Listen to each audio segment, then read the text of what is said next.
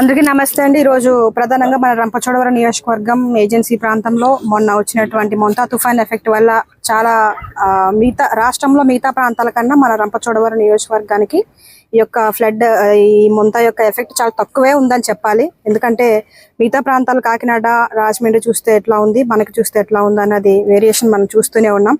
అయితే దేవుడి దయ వల్ల దాని యొక్క ఎఫెక్ట్ చాలా తక్కువ. అయితే అక్కడక్కడ చాలా మండలాల్లో పాడి అదేవిధంగా చిన్న చిన్న ఏదైతే వ్యవసాయాలు చేసుకుంటున్నారో అవి పాడైనటువంటి పరిస్థితులు ఉన్నాయి. అయితే ఈ రోజు ప్రధానంగా మన దేవిపట్నం మండలంలో పర్యటించడం జరిగింది. ఇక్కడ వరి అదేవిధంగా మినుములు కూడా మినప చేనులు ఎక్కువగా వేస్తున్నారు మన దేవిపట్నం మండలంలో.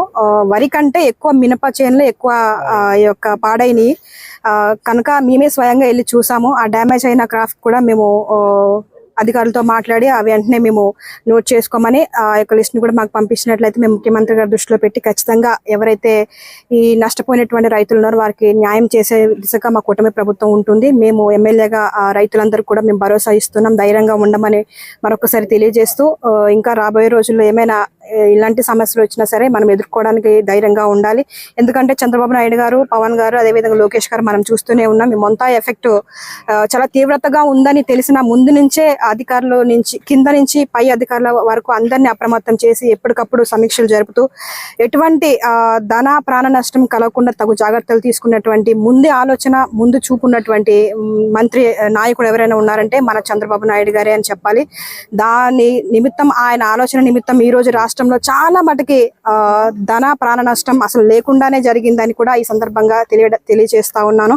అయితే నేను ప్రజలందరినీ ఒకటే కోరుకుంటా ఉన్నాం, మనం సంక్షోభంలో కూడా సంక్షేమాన్ని అందించే దిశగా మన ముఖ్యమంత్రి గారు అడుగులు వేస్తా ఉన్నారు, కూటమి ప్రభుత్వం అడుగులు వేస్తా ఉంది. కనుక ప్రజలందరూ కూడా దీన్ని గమనించాల్సినటువంటి అవసరం ఎంతైనా ఉంది. అయితే రాబోయే రోజుల్లో ఇంకా స్థానిక ఎన్నికలు ఉన్నాయి. ఎమ్మెల్యేగా మేము ఉన్నప్పటికీ ఇప్పుడు మొత్తం ప్రతిపక్ష పార్టీ నుంచి వచ్చినటువంటి సర్పంచులు, ఎంపీటీస్, జడ్పీటీసీలు ఉండడం వల్ల కొంచెం పనులు అవని పరిస్థితి ఉంది.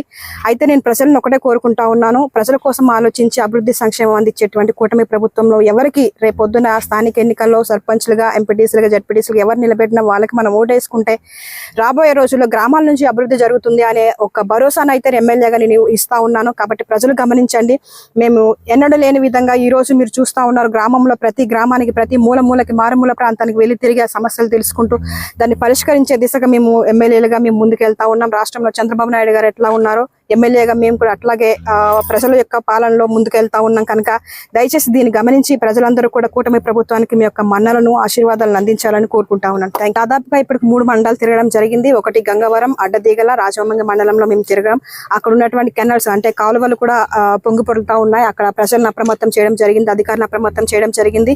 మీరు జాగ్రత్తగా ఉండమని చెప్పాము. అదేవిధంగా పంట నష్టం ఏమైనా జరిగినా సరే అక్కడ ఉన్నటువంటి అధికారులను అలర్ట్ చేసి వెంటనే మీరు నమోదు చేసుకొని జియో ట్యాకింగ్ చేసి ఆ యొక్క నివేదికలు మాకు పంపించండి, మేము పైకి పార్టీ ఆఫీస్కి పంపిస్తాము, ముఖ్యమంత్రి గారి దృష్టిలో పెడతాం అని కూడా మేము చెప్పడం జరిగింది. కనుక త్వరలోనే ఇంకో 2-3 రోజులు పూర్తి సర్వేలు మన అగ్రికల్చర్ ఆఫీసర్స్ మండలంలో ఉన్న రెవెన్యూ అదేవిధంగా అగ్రికల్చర్ డిపార్ట్మెంట్ ఇద్దరు కూడా కోఆర్డినేషన్ చేసుకొని దీన్ని ఫాలోఅప్ చేస్తారు. ఇంకో 2-3 రోజుల్లో ఇది పూర్తి నివేదికలు మా దగ్గరకు వచ్చే అవకాశం ఉంది. Thank you.